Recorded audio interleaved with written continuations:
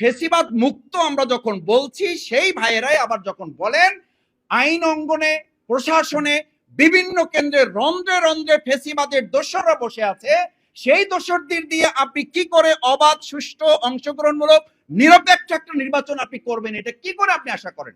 যেই শিক্ষা প্রতিষ্ঠানগুলোতে এখনো ফ্যাসিস্টদেরকে দোসরদেরকে সরিয়ে কমিটিগুলো পুনর্গঠন করা সম্ভব হয় নাই, সেই শিক্ষকদেরকে বাদ দিয়ে আপনি কি করে একটা সুষ্ঠু নির্বাচন করবেন?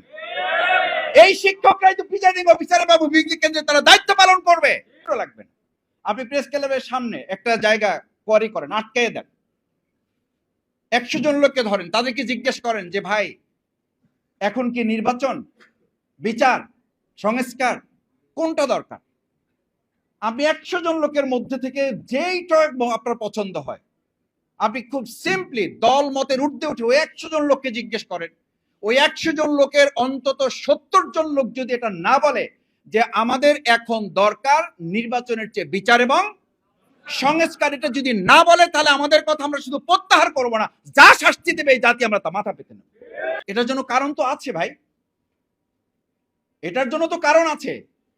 সেই কারণগুলো হচ্ছে আমাদের এই শিক্ষিত জাতি, শিক্ষিত অঞ্চল, শিক্ষিত গোষ্ঠী, তারাই আমরা বক্তৃতা করছি আমার কথা না শুনলে টিউনও থাকতে পারবেন না, আমার কথা না শুনলে ওসি থাকতে পারবেন না, এলাকা ছাড়তে হবে, আমার কথা না শুনলে আপনি ডিসিগিরি করতে পারবেন না, আমার কথা না শুনলে আমার লোক না ছাড়লে থানা ভাঙচুর করে ফেলবো, আপনারা কিছুই করতে পারবেন না। কিছু করা যাচ্ছে না তো,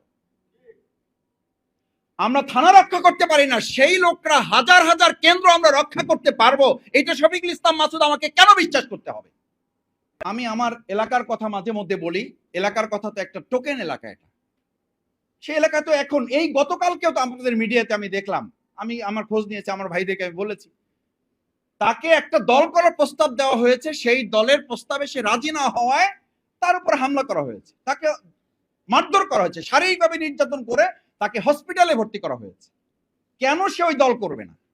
তাহলে ফেসিবাদ মুক্ত আমরা যখন বলছি সেই ভাইয়েরাই আবার যখন বলেন আইন অঙ্গনে প্রশাসনে বিভিন্ন কেন্দ্রে রন্ধ্রে রন্ধ্রে ফেসিবাদের দোসররা বসে আছে, সেই দোসরদের দিয়ে আপনি কি করে অবাধ সুষ্ঠু অংশগ্রহণমূলক নিরপেক্ষ একটা নির্বাচন আপনি করবেন? এটা কি করে আপনি আশা করেন?